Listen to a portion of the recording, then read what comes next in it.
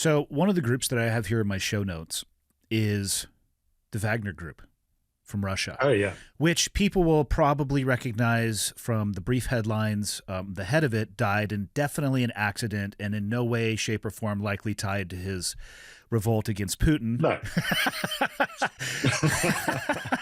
People saw that. definitely not. The Yeah, fact that people even considered that it happened to be an accident with the timing and the people on board that aircraft, I'm like, all right, live in whatever world you want to live in. I had no idea, yeah, though, that they had involvement in Africa. Can you kind of break down what you've seen with that group and their presence? yeah. Yeah, I mean, Prigozhin, the leader, he was one of those larger than life kind of James Bond villain types who, really struck a chord in some ways in Russia and with the guys that served with him because, he in some ways spoke the truth about, what was going on with Russia and Ukraine. You know, there's that famous video of him ranting over the corpses of his soldiers, at Russia's military leaders and saying, look at this, and there's 30, 40 bodies lying there. So he was very good at playing that publicity game, and then obviously, had the accident which happened precisely. I think it was 3 months after he stage a Overthrow coup in Putin. Russia, almost. Yeah. Yeah. Um, so that was kind of symbolic, when your plane falls out the sky. But what was interesting about the kind of Wagner Group and the research that we do or did, and we're still doing around them, was that they became in many ways, the most influential form of Russian engagement in Africa. Working in countries like Mali and Libya in the Central African Republic, briefly working in Mozambique, although they ended up being somewhat routed by Al-Shabaab insurgents there, and lost quite a number of people, and pulled out of the country eventually. But what was useful about the Wagner Group was that they were a PMC, private military company for some of the uninitiated listeners possibly, Yeah. but they were a PMC who had not had no real defined ties to the Kremlin. So there was an element of plausible deniability. These were guys who could go in there, they could train troops, they could be involved in securing regions. But for all intents and purposes, they operated as a private supplier of mercenary troops. And if anything ever went really wrong or they became involved in atrocities as they did in the Central African Republic, the Kremlin could say, well, these are not our guys, it's a private organization. But what they also could do, and Prigozhin was very involved in this, was set up political influence operations, and they could get very involved in mining in the countries in which they're involved, and move stocks of gold back into Russia, and that became quite critical as sanctions began to bite on Russia. I think that it helped Russia in some ways gain an upper hand in places like North Africa and the Sahel. And Prigozhin had spent 10 years building relations with leaders in various African countries.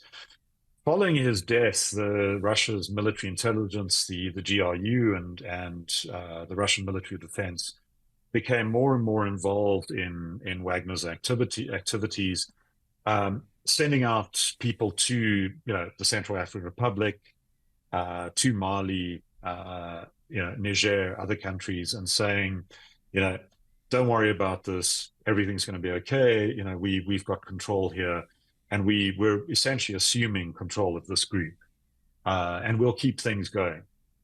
And they very, very cleverly, and I think there's a lot of speculation that the reason Prigozhin wasn't taken out immediately after his attempted coup or whatever he was thinking then when he moved Wagner troops out of Ukraine and then started the long road to Moscow.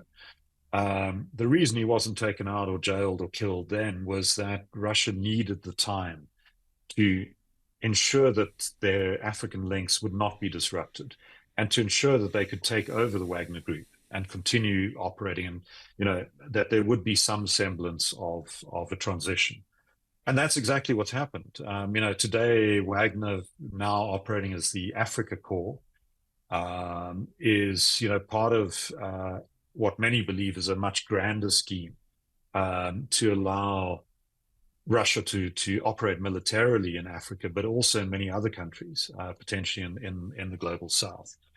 And what we sort of documented as a global initiative was looking particularly at Wagner's involvement in illegal markets in gold, the various commercial interests, sanctions busting, all of that is still continuing to this day.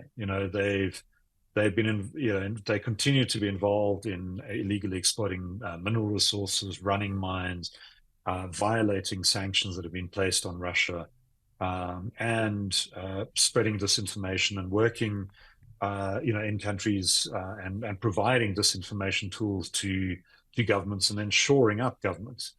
And I think, the US and France and various others have been taking quite a battering in Africa, and Russia in many ways has stepped into that breach, along with China. It's one of what you're describing is one of, you articulated it better than I think I've ever been able to. After serving for almost 2 decades in the U.S. military, you hear often that the military is stretched too thin to do a lot of the things that U.S. foreign policy would want it to, so enter the role of the PMC. And my theory is if our military doesn't suit our foreign policy, perhaps we should either change our military or the foreign policy so they are aligned. Because what you're describing, business entities operating by, for, and with, under the flag of another government, but not really under the flag of another government, but doing government level activities are exactly the same type of concerns I have for the U.S. and their leverage of PMCs, because it allows them to do the same thing. And I don't know where the oversight lay in that. I mean, at least in the military, there's the Geneva Convention, the Uniform Code of Military Justice. Not that those things are perfect or always adhered to, but when you ask, and I've had the opportunity to sit down with a few individuals relatively high up in some of these organizations, who are you responsible to? Who do you answer to? What governs the behavior of your people on the ground? I've never really been able to get a good answer. And I think it's a slippery slope, not only for countries like Russia. I think countries in general. I don't think you should be able to outsource those type of activities and skirt these gray areas, because it's not a technically, government organization. Yeah.